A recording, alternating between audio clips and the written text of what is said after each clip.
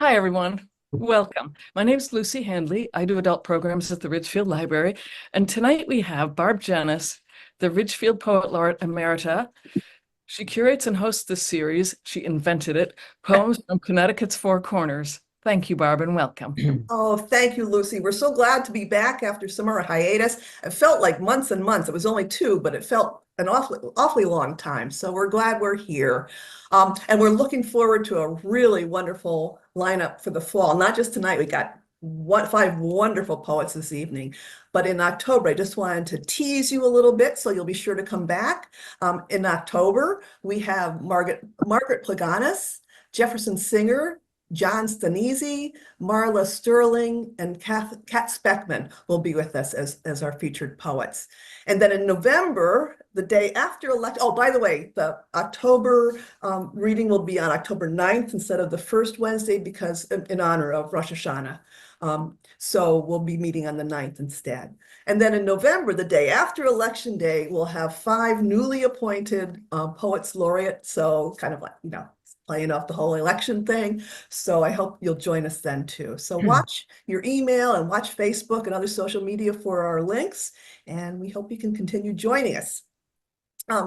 Tonight, I want to welcome the five poets that we have. We have Leon Strauss, Jack Sheedy, Debbie Kuan, Bruce Cohen, and Clare Rossini. And we found out, interestingly enough, that a lot of these folks are in the same poetry group together. So they know each other, and you're going to enjoy hearing their work as the evening goes on. And we're going to start off with Leanne Strauss. What I'll do is I'm going to read a very abbreviated bio for each of the poets, and then in the chat, I will post their full-length biography. And please take a look. They're very wonderful credentials for these five poets. So Leanne Strauss is the author of 4 books of poetry, including The Flaws in the Story, chosen by Mary Jo Bang to receive the 2023 Marshhawk Press Poetry Prize. She writes How to Read a Poem as a monthly Substack. So, Leanne. Thank you, Barb. Thank you, Lucy. Thank you, everybody who's zoomed in for poetry this evening. I'm delighted to be here.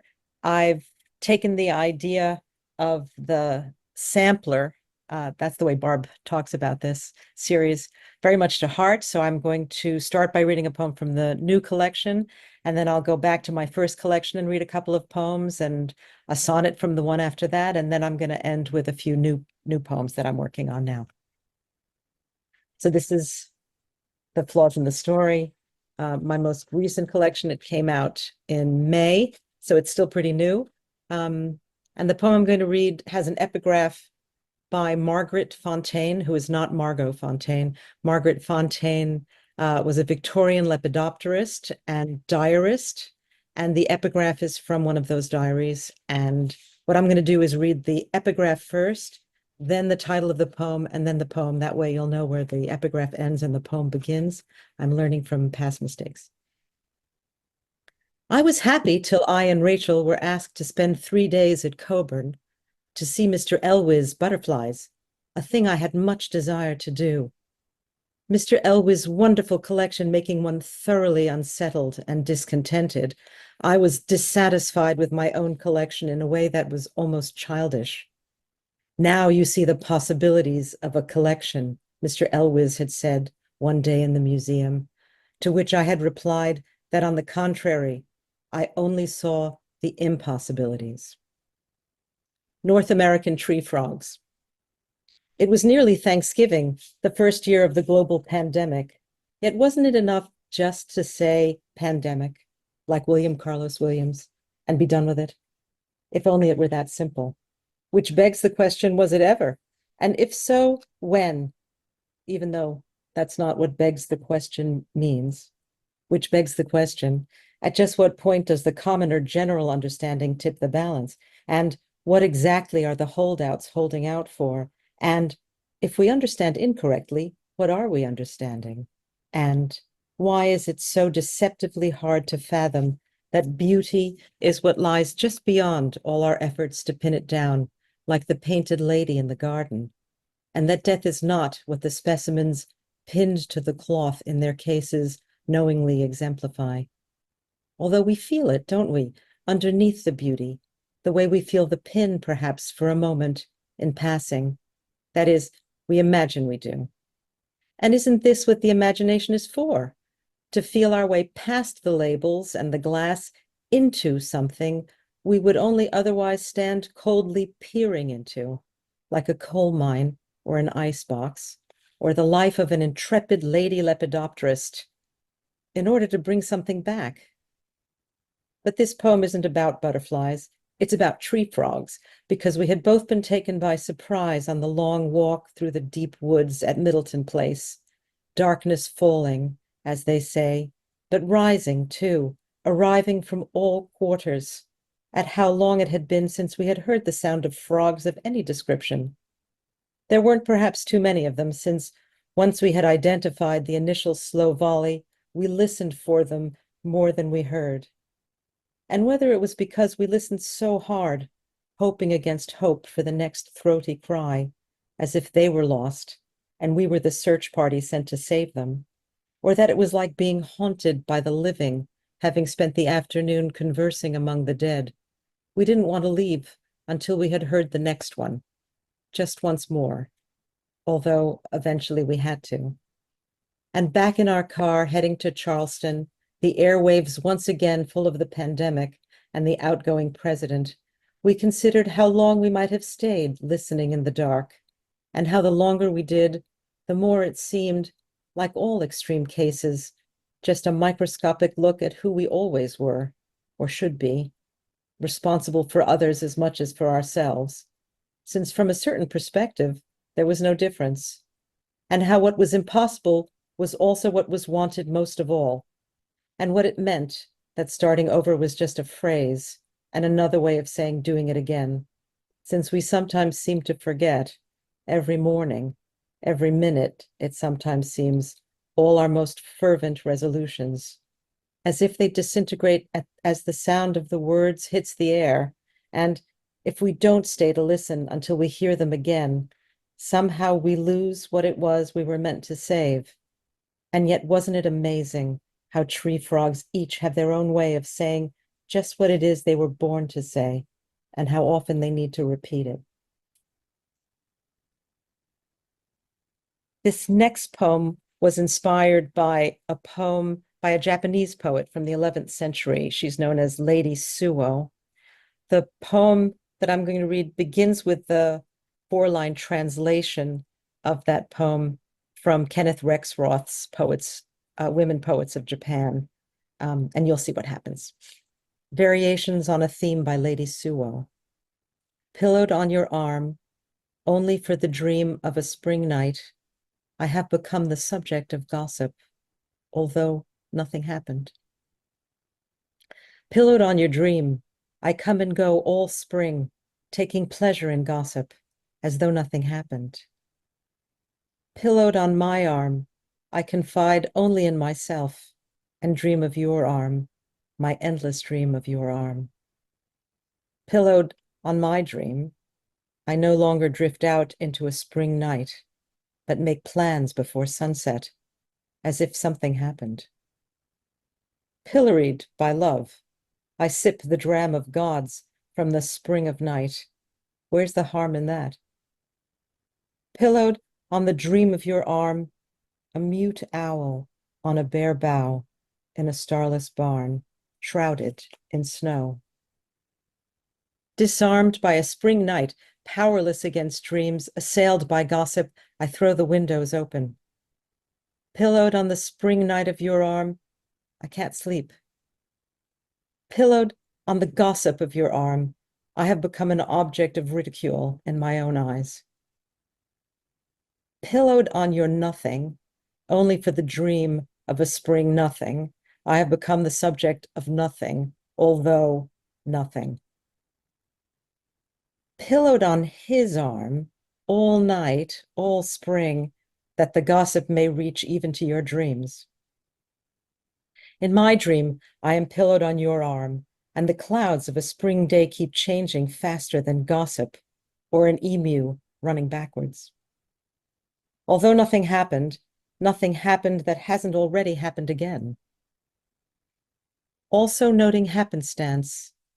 Alto notes sing half steps, altered knots have ends, all through knowing happiness. Like the subject of gossip as it begins to spread, I keep your pillow between my legs. If nothing happened, why has my pillow become harder than your arm? You and your pillow and your arm and your dream and your spring night and your gossip, as if. L'oreiller de ton nez, que pour une belle nuit d'été, je suis devenu sujet de ce rien qui n'est passé. A pillow, a dream, and an arm walk into a bar. It wasn't your arm. It wasn't spring. It wasn't night. It wasn't a dream. It isn't gossip. Nothing never happens. Night, spring, dream of gossip. For on the arm, a pillowed happened. Your only eye become the nothing subject have of although.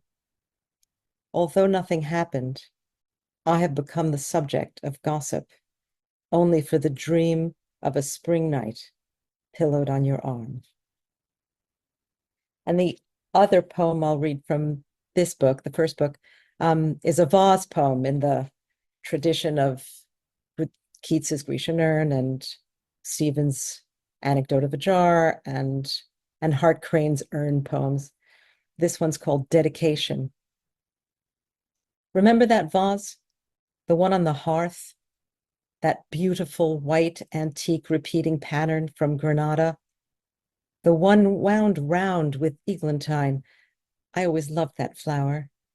The one we thought we'd never get home intact, or anywhere else for that matter, once we had found the flaw.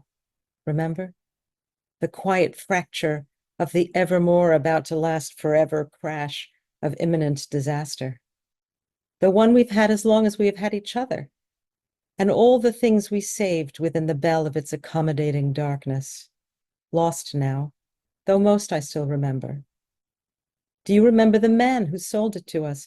How he went on and on, you said, so he wouldn't have to listen to demurrals and excuses of cornered window shoppers. And I'm not sure the same could not be said for why some stay silent. Remember that vase. I hope you'll remember, because this morning, though I couldn't tell you what, something appeared to me so irretrievable, I resolved there was simply nothing for it but to rearrange the vase. It was, I think, the way it sat there, like a record skipping. It didn't slip. I held it to my lips a good long time before I let go. I'm going to read just one poem from this collection, which is called All the Ways You Still Remind Me of the Moon. The book came about as in reaction to hearing a fairly well-respected poet in London say to a room full of people that it was impossible to write poems about the moon anymore. So this is my book of moon poems. I didn't only write this book. It was put together. The publisher had old 19th century printing presses, so it's letterpressed, and I helped sew it. Krakatoa Moon. Until that time, which you say will not come, when one of us, or both, or none, accepts that we don't feel the way or depth or sum of what we want to feel, with few regrets. Until that time, when I see you pretend, or feel myself at odds with my own will, pronouncing words that palliate or send the truth under the tread of love's true wheel. Until that time, I'll toe the lover's line, and we will live like islands on a fault, where tremors sing until they are a sign of your reproach for my backstabbing thought. For I'm the earth, the tide, the moon, the sun, and you will be destroyed by what I've done. So these last, I'm just checking the time, 2 or 3, okay, 3 poems are from what's become a book-length series of poems I wrote during my mother's final illness, when over the course of 5 or 6 months, she progressively lost her ability to retrieve old memories and form new ones. So if I see you from the car, I hope you'll wave. You and Carolette keep each other company as the world goes by. This is how you get to know each other, become friends, sitting together on a bench in the park on New Year's Day. It doesn't matter to either of you that you won't remember what you talked about any more than that ever matters, or even that you had been at the park together, sitting on a bench, trading observations like old friends, which she feels you are, and which perhaps you think you may be, talking and listening in the moment for as long as the conversation lasts. Like the name Spencer's lover writes upon the strand, like Keats's name writ in water, you are convinced of their beauty and their truth while you are in them. Even the truth of their lies makes them alive and lifetimes for those minutes which expand like the universe into some opposite of minutes.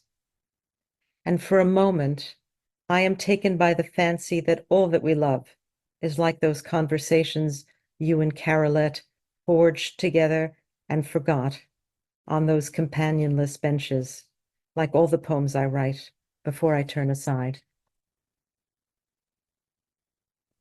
This poem has a title that you have to memorize. It's not very long, but you need to remember it toward the end of the poem.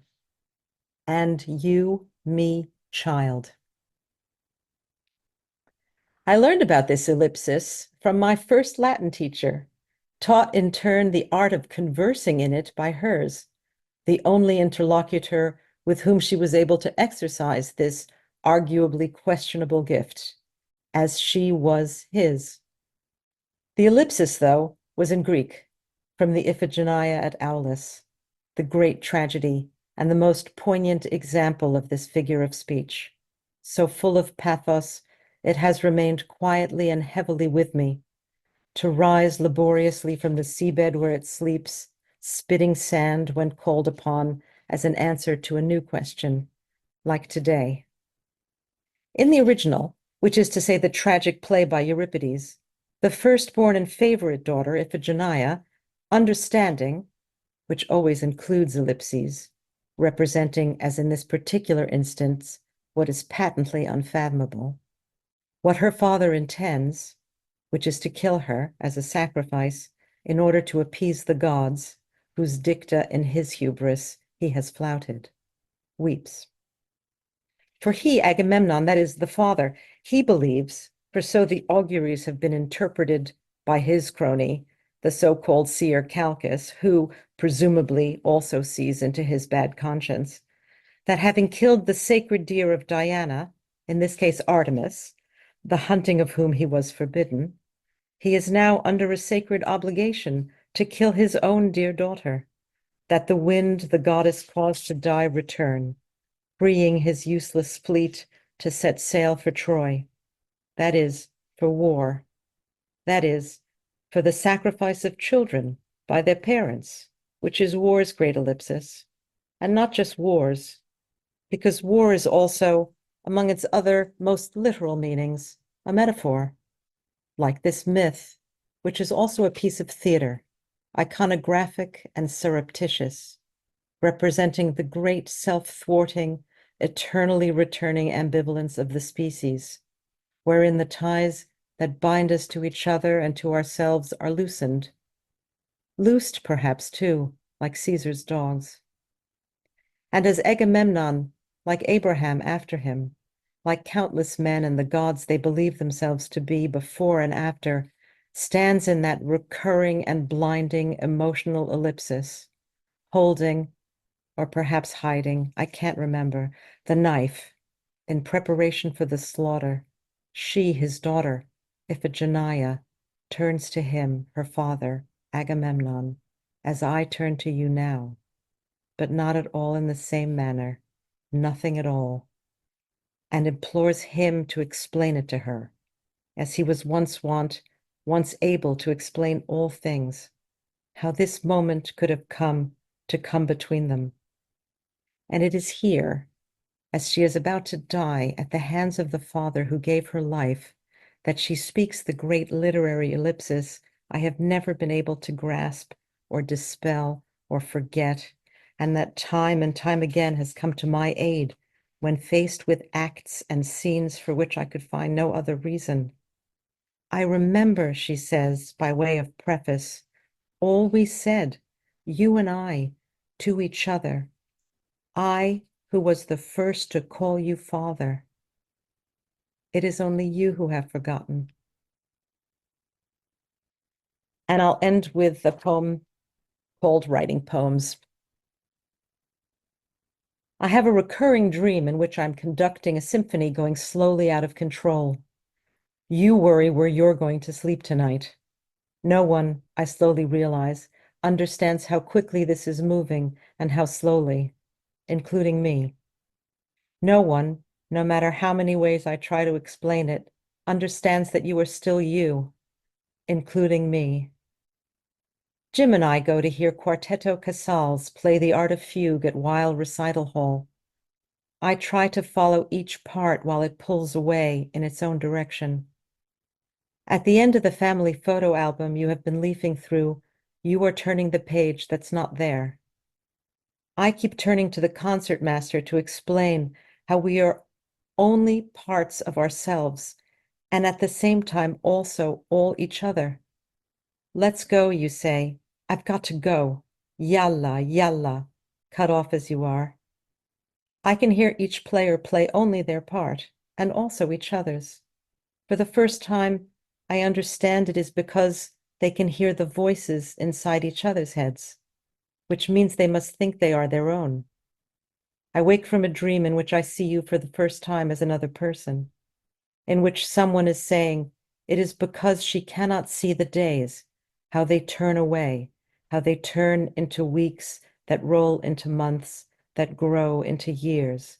No, I want to tell them, she is not the one who's turning, and I, who write long poems, finish this quickly. Thank you. Oh, That's wonderful. it from me. Thank you, Barb. Looking Thank forward to hearing the other poets tonight. Oh, I do too. Hey, if you would, for Lucy, our adult programs, would you hold up your letterpress book? She's dying to see it. Oh, yes. This is it.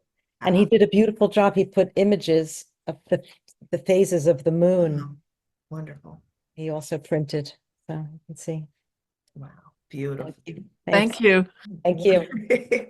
I really, really love the pillowed became pilloried and so much wonderful roundabout going on there. And I love the line, nothing never happens. That's a wonderful line.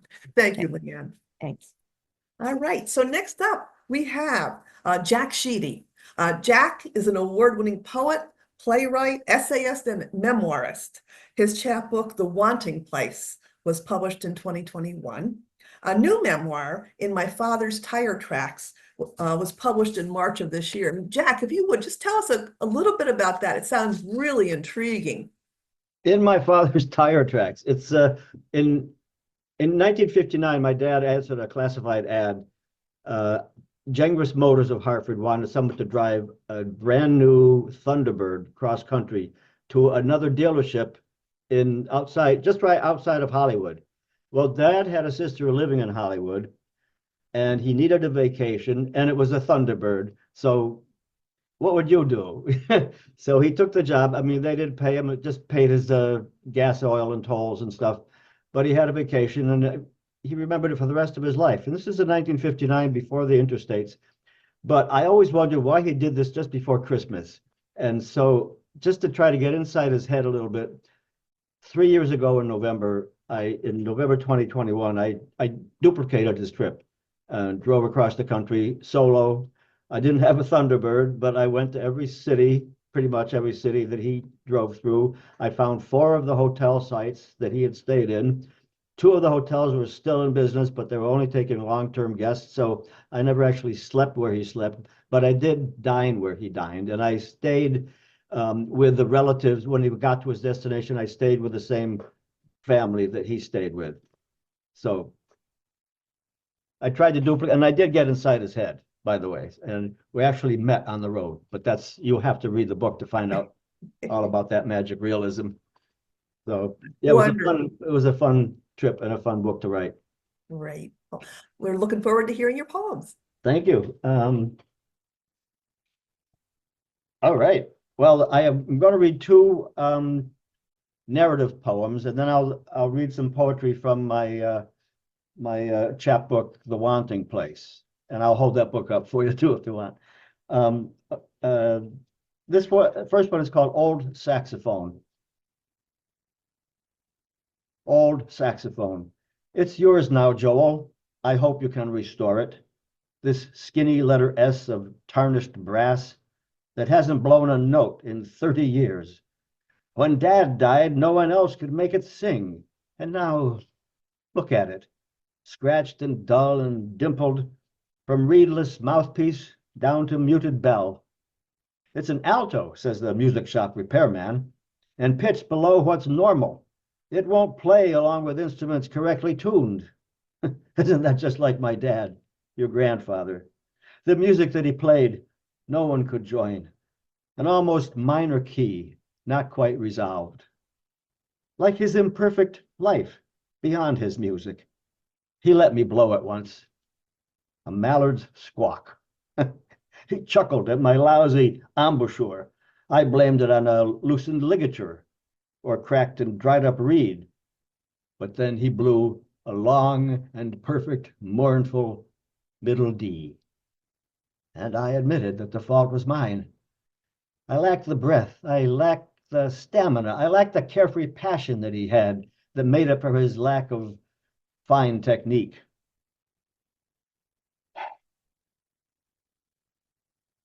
I ask one thing, Joel, when you get it fixed.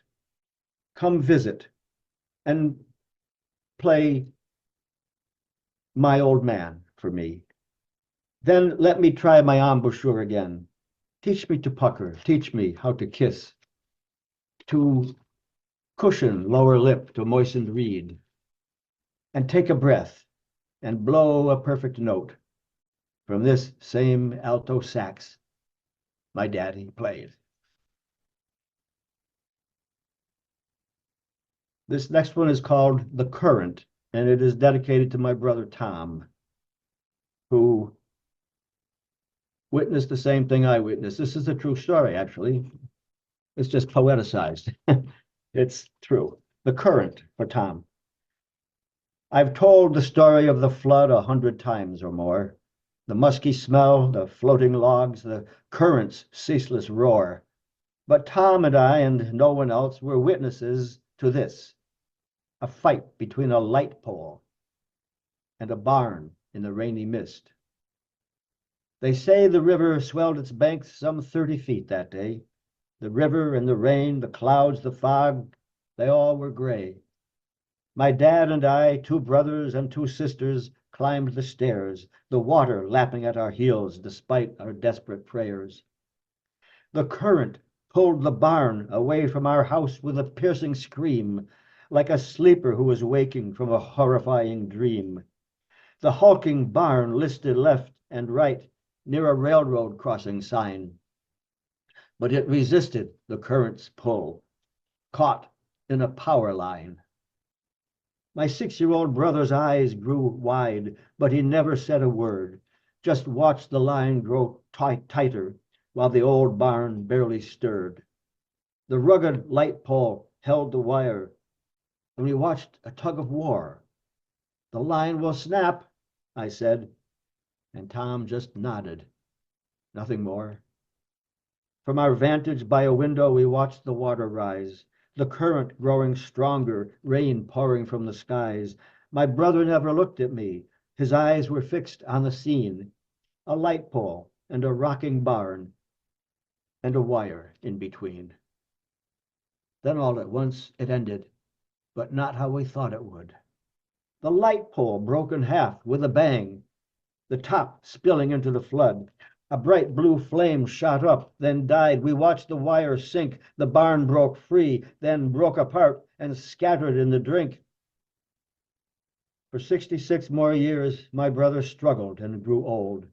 Sometimes he was the restless barn, sometimes the sturdy pole. Sometimes he was the wire, a thin and fragile tether. He must have known that none of them could hold it all together. The wire lost in that tug of war, dying in a blazing flash. The light pole lost, it's plain to see, and the barn fell apart in a splash. What all this means is hard to say, but maybe Tom understood. Nobody wins when you fight the current. Nobody ever could. Tom was a scrappy fighter, and he fought his battles alone. He won a few and lost a few, but mainly held his own. Like the light pole and the wire and the barn so long ago, he battled the current all his life. At the end, he went with the flow. I will read, I think, 3 or 4 poems from my chapbook, The Wanting Place. I don't know if you can see that with the glare. We can. Okay. Then this first one is called Butterflies, and this too is it's a dream, and it's basically the same. Everything that happened in the poem happened in the dream.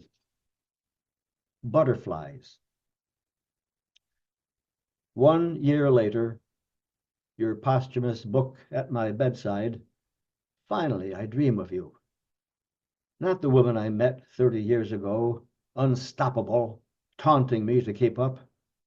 Not the woman of 20 years ago, when you wrote features, taught poetry to kids, essay writing to adults. And not the woman of 10 years ago, writing that first book, feeling a little joint pain, but laughing through it all. In my dream, you were the frail wife I lost, the woman who ached all over, needed my arm to lean on.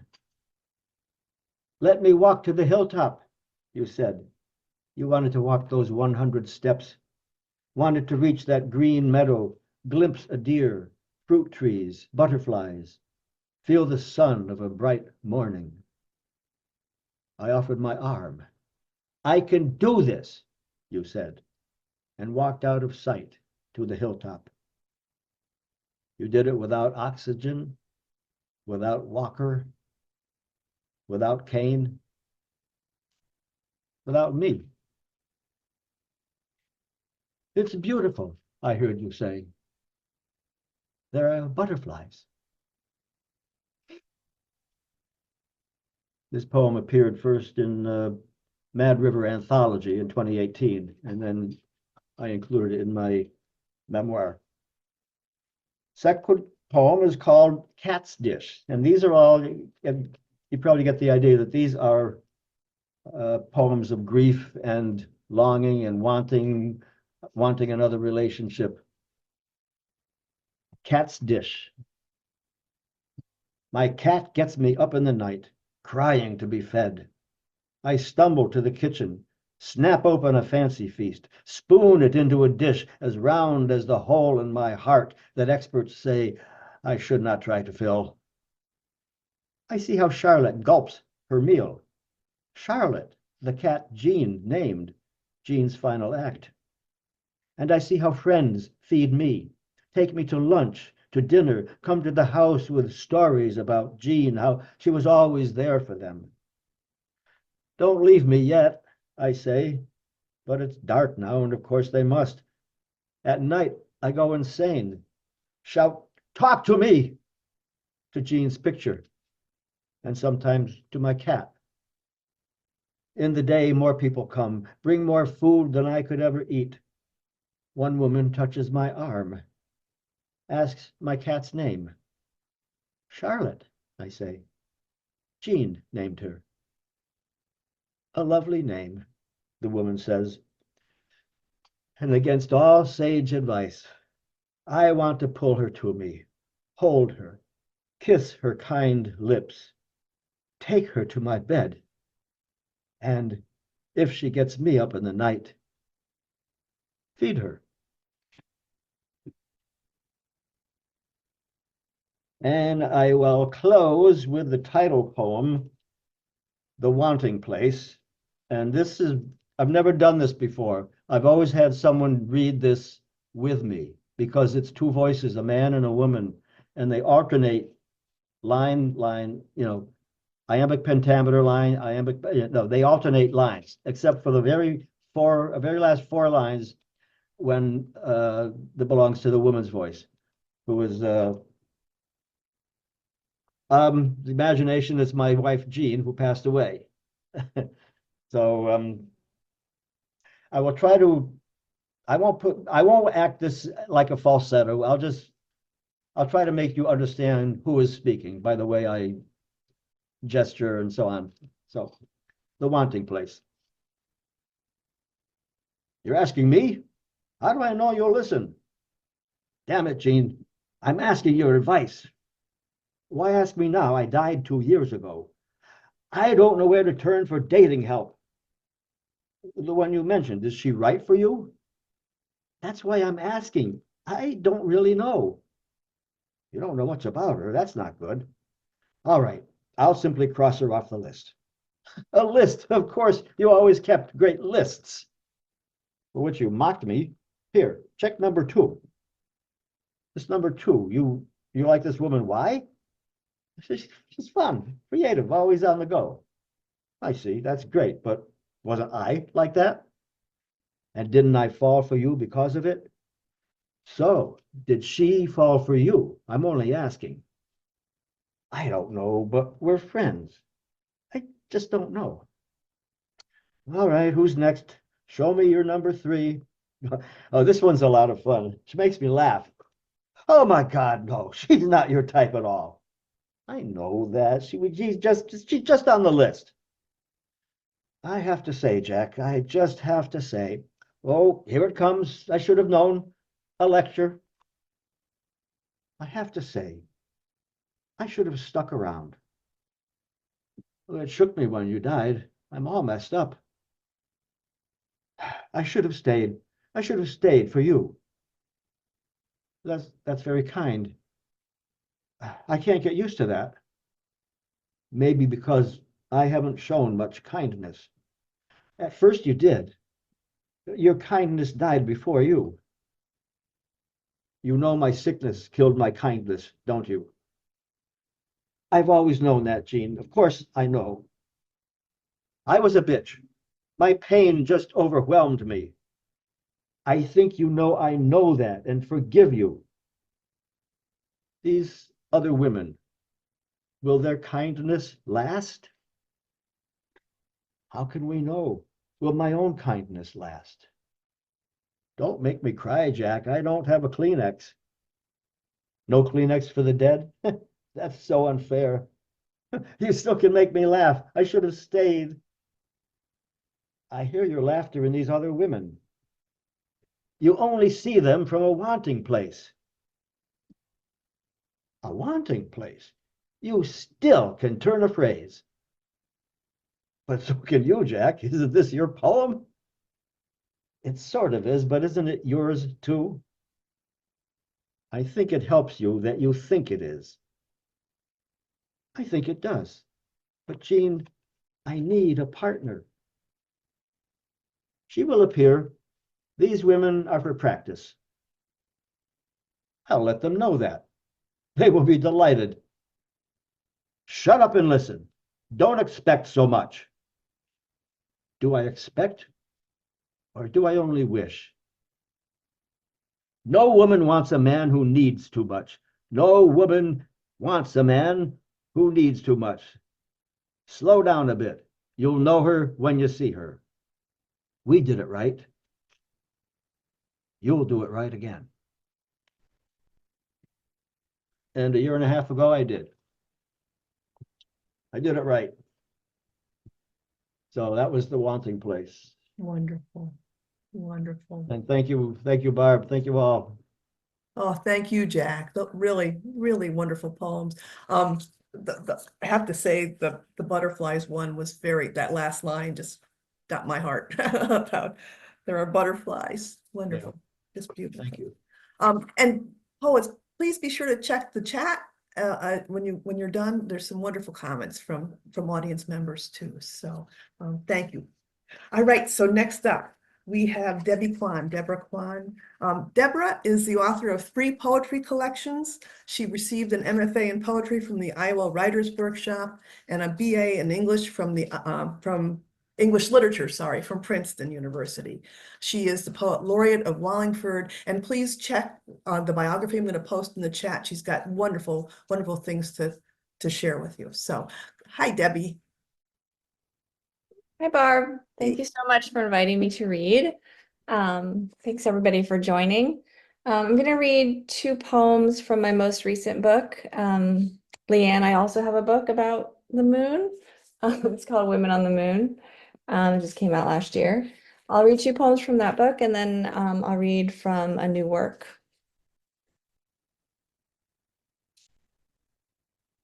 And I apologize in advance if my children barge through because they're at their neighbors right now and I have no idea when they're coming back, but they're going to be home any minute. So excuse any interruptions. This one's called Intentions. 6 months pregnant, I go to the eyeglass shop to tighten the corners of my glasses.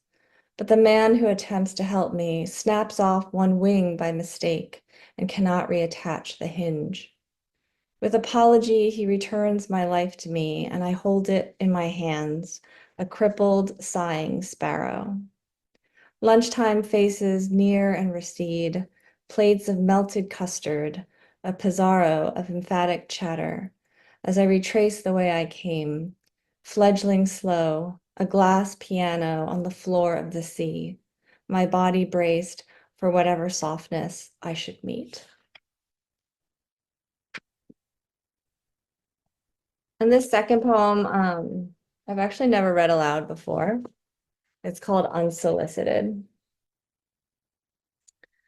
The married man, when he was nearly mine, gave me advice once on who to marry. Not an intellectual, he said in the shower, so nearsighted he kept his glasses on. Never an intellectual. It wasn't airy, a slip-up. I knew because his face darkened like an age passing.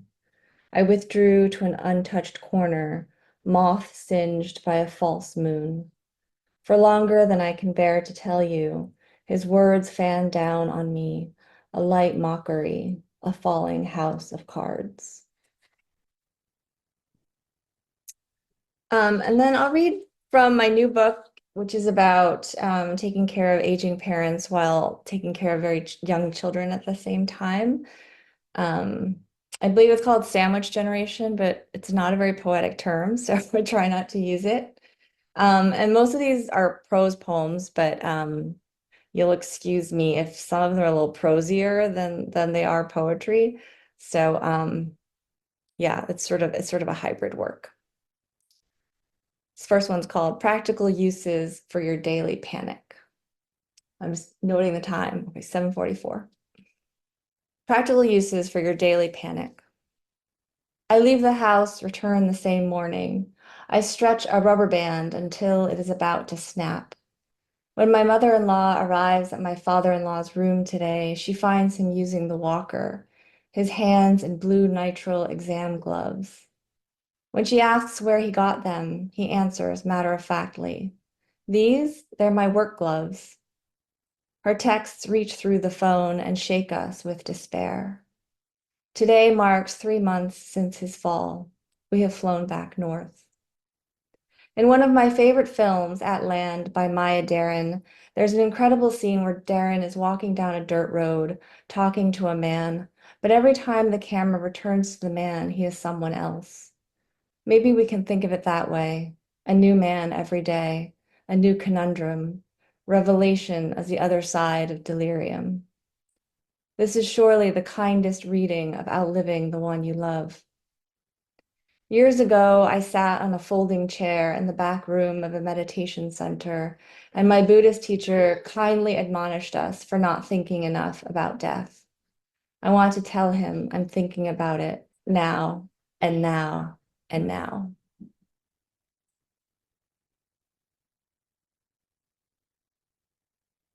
Uneducation. Hi, guys. E, who is in 3rd grade, is writing a 5-paragraph essay on the subject of winter. Which body paragraph will hold the shelves of snow, the dark mornings, the icicles as long as golf clubs, the grandiose entry of the most fabled man of all time, Santa or Jesus, depending on who you are? How will the essay conclude? And what does one do when winter no longer becomes spring? After school, she finds a baby painter turtle crossing the front walk. She holds it gently in one hand and then the other as it walks over the edge again and again. I think a hawk dropped it, she says later, leading it to water. How hard it must be to be a reptile, to never be able to tremble in terror. The group thread today is about finding a nursing home versus bringing him home, because the end of coverage is looming. There is much back and forth about the possibility of renting a hospital bed, a Hoyer lift, finding a 12-hour in-home aid. I desperately want to contribute something helpful, but do not know what to add. My initial research on nursing facilities has proved vexing, useless. This is the worst place to send your loved one. We showed up and our mother had a black eye. No one told us. This place has taken such wonderful care of my veteran father. Highly recommend. He is very happy here. Every single one shows pictures of palm trees and swimming pools, fire pits, a grand piano on the edge of a lounge. You never see a single soul.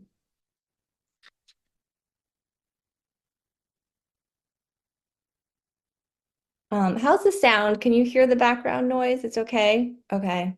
Yep. This one's called 2 Steps Forward. The day we most want to hold on to is the one a few weeks ago when, against all odds, he took 12 steps in physical therapy while the therapist held him with a safety belt. There are little amazements every few days. He manages to take off his own sweatshirt. He asks for his cigars. But then he backslides in new ways, takes off his oxygen, forgets he can't walk, swears at the aides trying to move him from bed to wheelchair or back to bed. This news from the day's report, so out of character, burns a pinhole through the screen. At home, Q is learning how a palm covers a rock, how a rock crushes scissors. His strategy is a half-second delay so he can see what hand I play. So I keep playing the rock over and over, as if that could make it true. Me, who has never been the rock for someone else. We keep playing until he spots a carpenter ant climbing up the wall and he starts pointing, shouting. All over the house, carpenter ants are emerging from baseboards, crossing countertops. Others have already tasted the poison. We find them curled all over the floors. They look like the fuzzy wool pills that slough off black socks until we look closer. Even tiny guilt is guilt. It adds up. Ants upon ants, rocks upon rocks. Sometimes we spy the living ones carrying the dead home. The salon. Yesterday we learned my father-in-law was in his wheelchair at the door when my mother-in-law arrived, his oxygen tubes trailing behind him. He was looking for people, his father, his mother. It is such a different kind of confusion from when he asked the nurse to save his slice of blueberry pie in the fridge for E, long after we had flown back north. E's play date canceled late last night, so to cheer her up, I book a double appointment at nail spa my friends recommend, so we can both get pedicures. She has begged for one for years, but I've always put her off. Chief among the reasons, I just find the service so uncomfortable. Before she was born, I had only had one pedicure, and I had asked one of my best friends to come with me because I was afraid to do it alone. Today, when I walk in, though, I realize it's a Chinese spa, and the nail workers are all Chinese. Now I'm self-conscious. I'm speaking Chinese to them while switching to English to talk to my daughter, and worry that someone will comment upon it, as the Chinese grocer always does. She's learning, I'll say, if they ask, or she speaks a little, but no one remarks, and I feel silly for caring so much. At my side, E is quiet, but thrilled. her eyes wide, taking it all in. She chooses a metallic blue polish from a wall of polishes, then follows her young nail worker to her chair. The young woman wears oversized 80s-style baby blue glasses and an apron too big for her body. She is probably not even 20. Candy, she says in English, and then offers E a lime dum-dum. I get into my own chair and try to relax by taking deep breaths, but I'm finding it hard to. It is not just the discomfort of the power differential. There's also the matter of my ancient reptilian heels, the result of a decade of benign neglect, the skin cracked and crusty, as jagged as limestone, lethal beneath the sheets, and the shame I feel about letting someone see them. My nail worker, a middle-aged Chinese man, takes one look at my heels and points to the second option on a laminated menu of services. I can't get the regular $37 pedicure, which I originally chose, he tells me. I have to get the $45 one because my feet are such a disaster. I nod and concede. Fine. Meanwhile, on the muted TV, I read, Supreme Court delays decision on Trump's immunity. On the table beside me, a celebrity magazine screams in capital letters, why my marriage fell apart. I don't recognize a celebrity. A political ad pops up in my Instagram feed. The First Lady is saying, we are the first generation in half a century to leave our daughters a country with fewer rights than we had. I can't stop thinking about where in China the nail workers come from, where they live now, how many hours a day they work, whether or not they were trafficked. I can't stop thinking, Ocean Vuong's mother died young from cancer because of all the toxic nail chemicals she inhaled. And then a text appears on my phone. It's today's report from my mother-in-law, a 5-inch long one, which is never a good sign. I scroll it quickly, seeing only the words, busy, busy day, and now he has a UTI, and power of attorney. My nail worker is aggressively buffing skin off the bottoms of my feet, as if he were hacking away at a cake of ice to shave it into an ice sculpture of a normal woman's foot. Flakes of dead white skin fly every which way. He tells me softly in Chinese, tomorrow it will hurt. And the young woman looks up to nod and agree. Tender, she says, it will be tender. The only safe place for my eyes to land is on my daughter, and so I look at her. She is silent, sucking on her lollipop, blissed out, her hair sweaty and matted around her forehead from having worn a baseball cap on her school field trip earlier today, her ponytail a mess. Her nail worker is spreading a thick gray mud onto her calves and shins. I smile at her. I can tell she is having the time of her life. She seems so free, so unfettered. 8 years old. How many more years of this blithe happiness will she enjoy before she is saddled with endless preoccupation with her body, her face, a period with all its hassles and cramps, before the ruthless powers that be reach down to put her in her place? What, Mom? She says, catching me staring at her. Nothing. It feels funny, right? I say, pointing my chin at the mud on her lower legs. She scrunches up her nose and smiles. It feels cold. When at last we are both done, E pads over to the dryer to dry her blue nails, and I take the one seat next to hers. We sit together dumbly, happily, our feet in giant yellow foam slippers, her sweet little toes gleaming silver in the rays of warm red light. For a brief moment, the whole world falls away. Let it hurt tomorrow. And I'll stop there. Thank you so much. Oh, I didn't expect you to stop, but just wonderful. Wow. Some people in the audience have been commenting on some of the just incredible lines and incredible images, especially your benignly neglected heels. So anyway, thank you very much. Wonderful work. And again, please refer to the poets' bios in the chat because you can see the names of their collections and the publisher. And it's always nice to follow up with an order of one of their books if you're so inclined. So, okay. So next up we have Bruce Cohen. Bruce has published 5 volumes of poetry. His poems and essays appear in many literary journals, including Poetry Daily, Verse Daily, and Poem a Day. He is a member of the creative writing faculty at UConn. So welcome, Bruce. Okay, thank you. And thank you to I guess the previous poets. I was really loved listening to those beautiful poems. I'm just going to read 3 poems from a recently completed collection called Botrytis. The first one, we had moved to the Bay Area at the very beginning of the 80s, right on the cusp of the AIDS epidemic before people understood what it was. And the title of this poem is Born Homesick. All anyone needs to do is drive across America to see there's plenty of room for everyone. I suspect the problem with most people is they spend too much time talking through shut doors. Cosmo was baby-faced, extroverted, flamboyant, a fashionista. Skinny ties and shoulder pads were all the rage, with broomstick posture.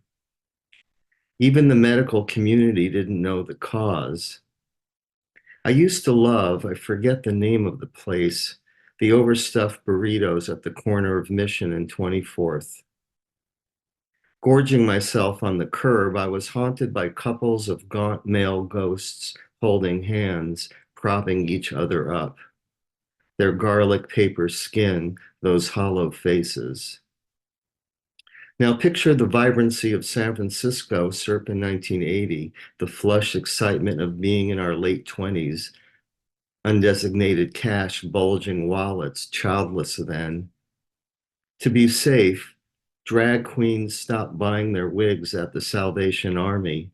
The bars became less populated. Jukeboxes were unplugged. Nobody understood the mechanisms of transmission, if it was even a singular it. Dumpster diving became passé because dumpsters reconfigured as studio apartments where runaways died in fetal positions, reaching to hug invisible mothers, appearing to have been born homesick. Here's my personal tale. We had just moved to Berkeley, and Cosmo phoned to ask if he could crash for a few days while he attended a conference on the new epidemic. I tipped him off that the natives would be appalled if he uttered the term Frisco. I giddily plotted and mused over the museums and restaurants, drew diagrams of the BART routes. I should mention as a sidebar, Cosmo introduced me to my wife. We met at a bash at his house playing charades. I read her body language and correctly guessed her beer commercial clues. He later hosted our wedding after party. He confessed he'd never been to San Francisco and ticked off all he wanted to see and do. Oddly, it seemed very odd. He just camped out in the spare bedroom for 3 smoky days. I couldn't lure him out. Even seduced him with a promise to usher him to the bars, tried coaxing him with an impossible-to-get reservation at Chez Panisse. I even fibbed that Alice Waters was a close personal friend, and a rumor was floating that MFK Fisher would be dining there that night. I assumed he was nervous about traveling alone on BART, surmised the idea of a train under the ocean may have freaked him out. I offered to be a chauffeur. The letters and aids were not yet capitalized. He barricaded himself in the extra bedroom and chain smoked. We chatted through the door. Would I mind picking him up a carton of Benson and Hedges? He slipped a crisp 20 under that door in a well-lit envelope with a personalized sheet of purple stationery and wrote "Muchas gracias" in his dazzling cursive. On Saturday, he did not, as usual, kiss me European style on both cheeks. He did, however, gushingly thanked me, but refused a ride to the airport, insisted on taking a cab. Had I done something to offend? I asked him. I confronted myself. I heard he'd been fired from his position. Maybe that was it. I heard a rumor he'd brazenly embezzled from the English department expense account. I knew his sister had recently died, that his parents disallowed him to come home, attend her funeral. I imagined he knew he would be one of the first. Must have received the diagnosis just before he arrived. It's the only thing that explains how un-Cosmo he became. Out of ignorance, I fumigated the vacant room, tossed out dishes and coffee mugs I thought touched his lips, burned bed sheets and towels, avoided public toilets. It was not easy to never go back to my favorite burrito joint, whose name I wish I could remember. Add that to my list of regrets.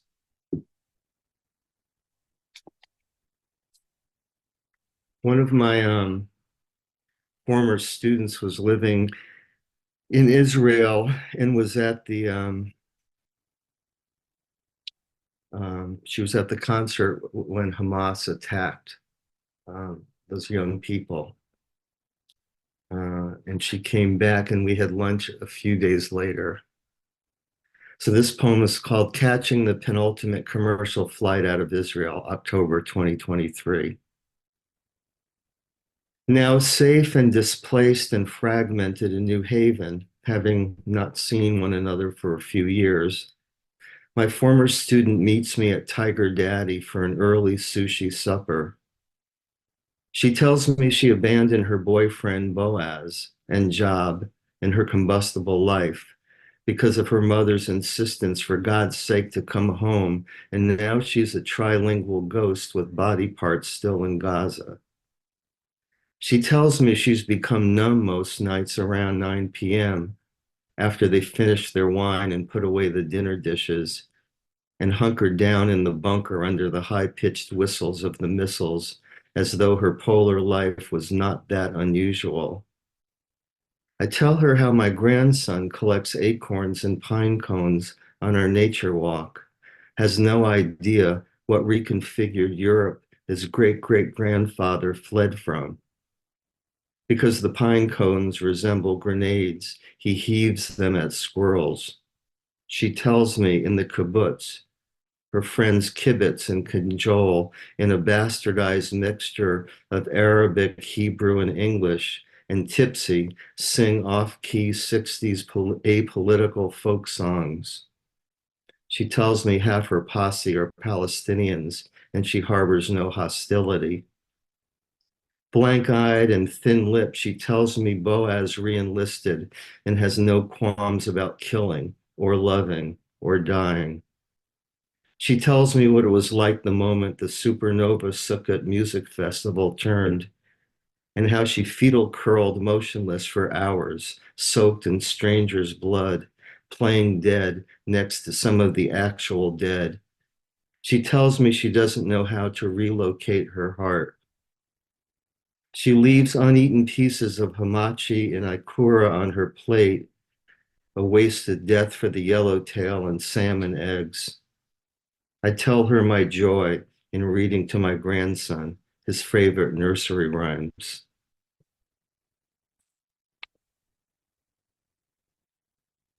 And I'll read one other poem. The title is Know What I Mean. You once pointed at braided purple garlic in an open air market just south of Provence. You didn't speak the language, nor had you internalized the exchange rate. So you held out your hand to invite an apron girl to lift the appropriate combo of coins from your palm. That afternoon, you slathered fresh churned butter and rubbed those raw clothes on a crusty baguette, sat in a lavender field, and tried to measure this immeasurable lucky life. The girl who sold you the garlic too was in love, you could tell. She removed her sunglasses to select the most perfect head and threw in, with a wink, a few radishes. Some moments are so perfect you can destroy them by unthinking articulation, trying to make them immortal with imprecise language. You know they're never repeatable, but can become somehow mythical, like that June afternoon you spied your wife picking strawberries on a hill with your sons, the youngest papoosed on her back, or when you felt your father's glee when he caught barehanded that Tom Haller home run in Shea's upper deck, how it was like giving you all he ever had, would ever have, when he handed you the horsehide, as though it was the entire planet itself. These illustrations of exquisite moments need no embellishment or elegance or context, just uncomplicated toasted bread with a whisper of garlic and maybe a sprinkle of black Baltic sea salt as a fanciful afterthought.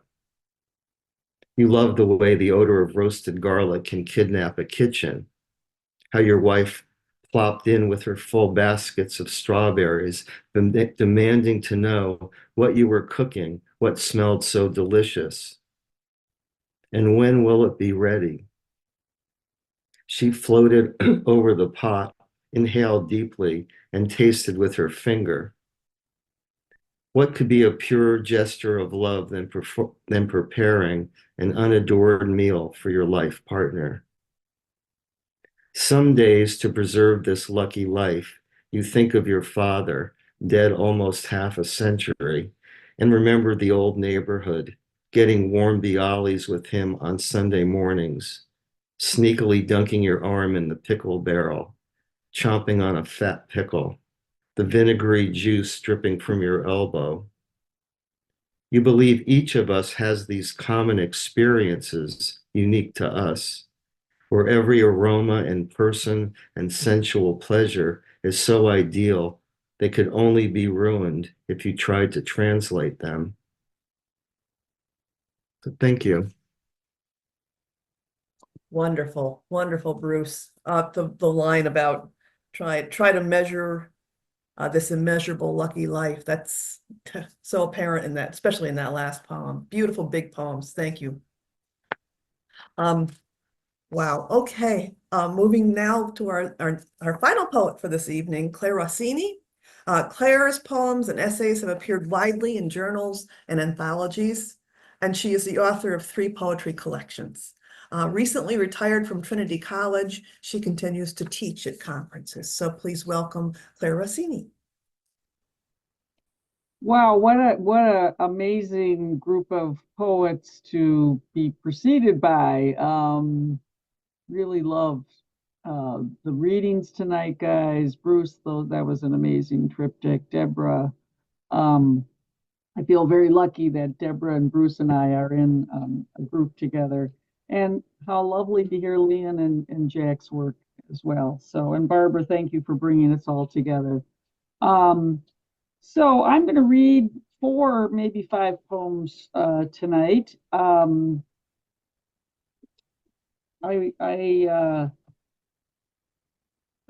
of my best friends are trees, and there's a tree in our neighborhood that I've long loved. It's a huge maple. It shades the house it's in front of, and the street that is in front of that house. And this afternoon on my walk, I came up to the house and was shocked to see the tree was no longer standing, and it was lying kind of dismembered in the front yard. The tree service was still there. So it was kind of a heartbreaking moment for me. So I went back to my first book called Winter Morning with Crow, and because I have a poem to a tree in this book, and I'm going to dedicate this really short reading to that maple tree that 2 blocks away. That was 2 blocks away. This poem, Final Love Note, was about an elm tree I once knew. For months we've been together, hardly wanton, never touching, yet your shade commingled with my clothes strewn on the floor, and your wind moaned over me at night, never tiring as human lovers do. My lifted garden, pure green, wooden-hearted, all your leaves moved summer long, then suddenly caught fire.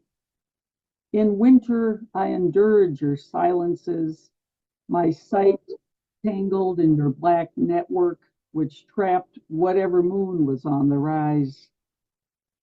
This summer, the slugs ate the yellow hearts right out of my lilies, while you, elm, died on, dying as you have for years, leafless branches subdividing your shade. Slowly, the sun found more of our roof. The attic grew hotter. Some nights, the heat would not leave my bed until 2 or 3, while I tossed and turned in my abandonment. This morning, I hear the chainsaw cry out ecstatically.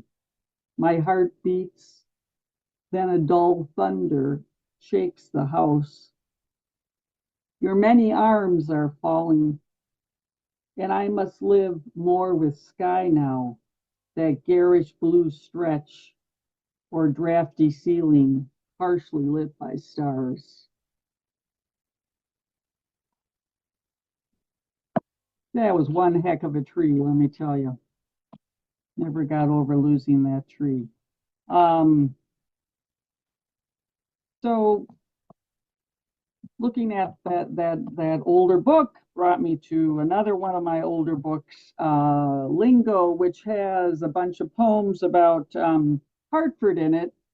We moved here to this area from Minnesota many years ago, and I'd been living in a small town in southeastern Minnesota and was totally happy to be in a big city or a city-like place again, not a huge city, but a urban environment.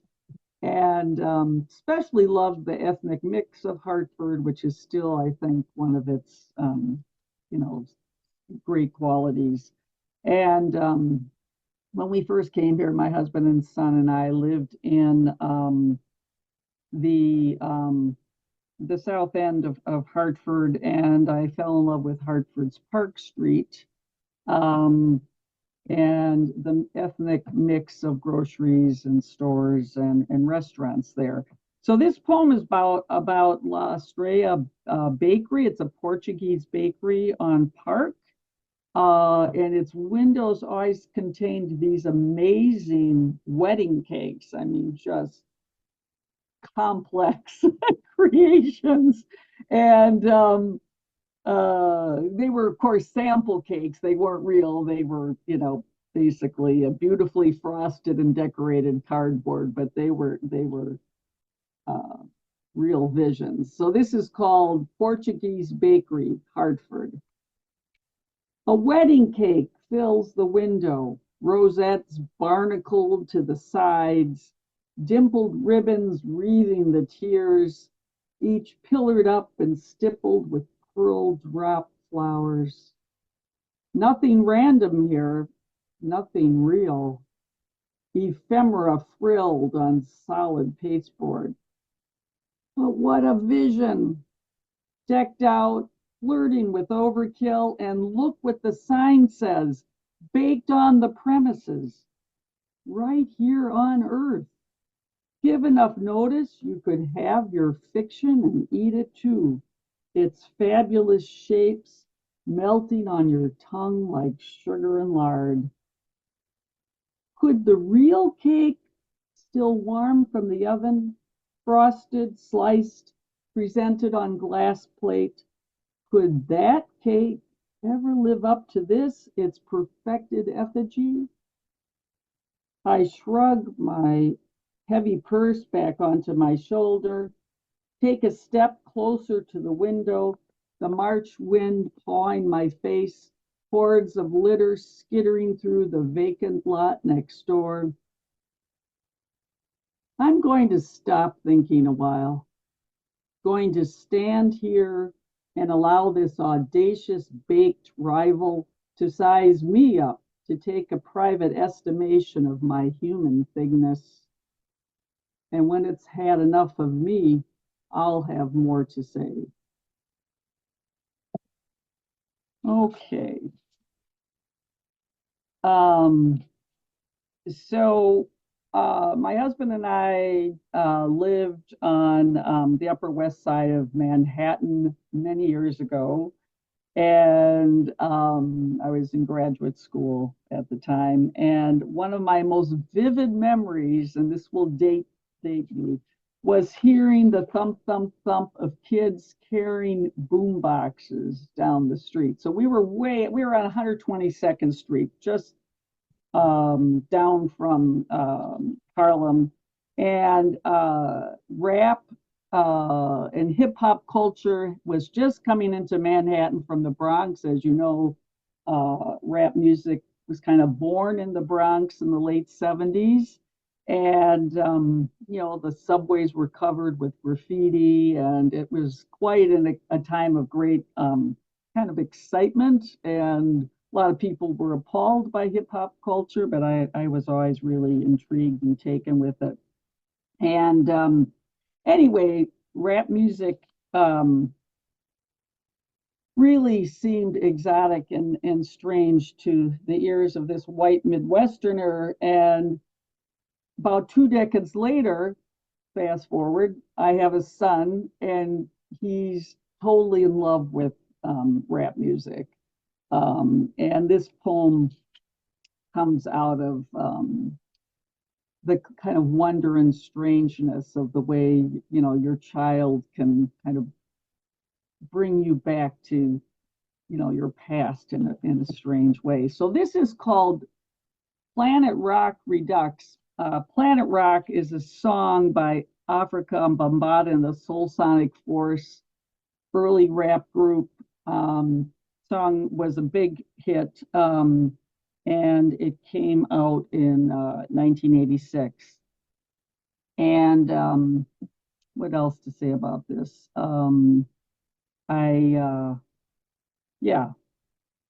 Just the poem is set at a time when I'd just lost both my parents and a brother. So it's called Planet Rock Redux, you know, or Return to.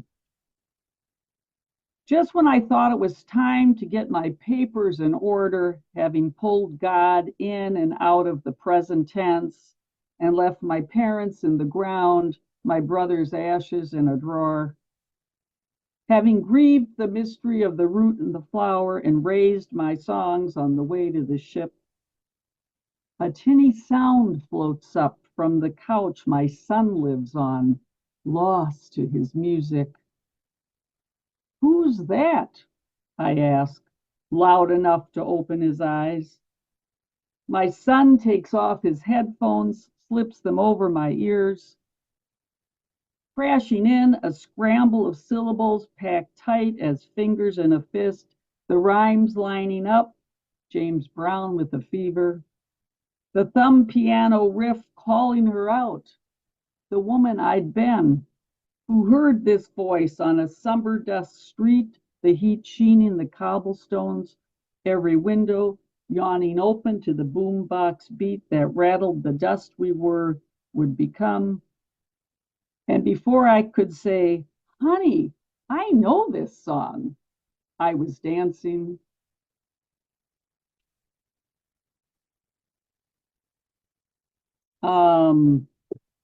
And another poem, again, a little rap music here. Again, my son, Francis, thinking about him. He's now living in Chicago. I don't see the guy enough, miss him a lot. There's a reference here to Nas, who is a rapper. I looked it up. His full name, his real name is Nasir bin Oludara Jones, an American rapper and entrepreneur. He's rooted in East Coast hip hop, and many people regard him as the greatest rapper of all time. He's actually about 50 years old now. So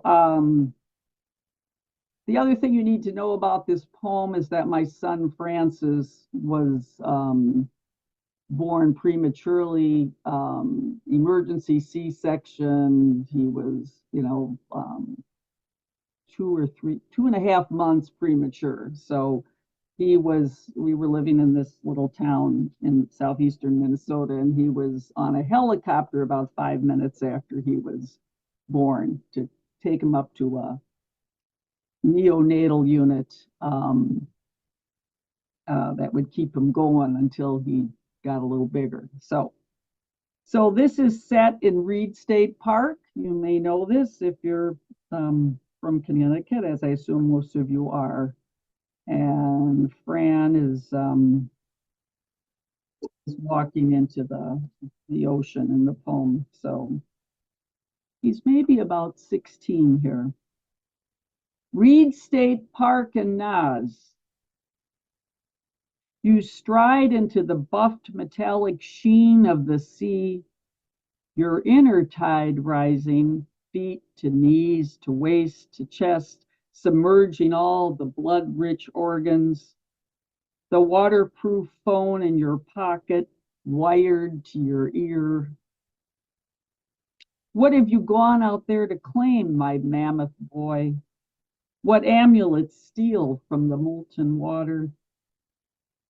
10 minutes postpartum, lifted by the whirling blades of lifelink, your first blurred view was of clouds. Now you've again left us behind, your father and I, with our soft abs and fat novels, shading our eyes as we watch your head and shoulders sway with the rise and fall. Listen, your father says. Carried on the wind, it's you singing with the rappers, singing to waves. Hormones, the drunken mystery of being. But the sea, yes, the sea has something to do with it. And I think that's enough. Oh, wonderful. Wonderful. It's interesting, Claire. Tomorrow's my daughter's 34th birthday, and I was 8.5 months pregnant with her when I was writing a promotion piece for Vibe magazine, which they wanted me to say how hip hop culture was going to become very popular in suburban America. And the whole time I'm writing this, I'm going, yeah, right. How prescient I was. Like not. Wonderful, wonderful poems. Thank you very much. And thank you everyone also for being with us for the long haul here. We ran late and I'm glad. It was a wonderful evening. So I want to also, by the way, say thank you to Lucy Hanley. And I thank you, Barb. You are amazing. And you've done so much for us. Thank you. That's wonderful night. Thank you, poets. Thank you, audience. And come again for October. So have a good evening. Thank you, Good night, everyone. Thank you, Barb. Oh. Thank you.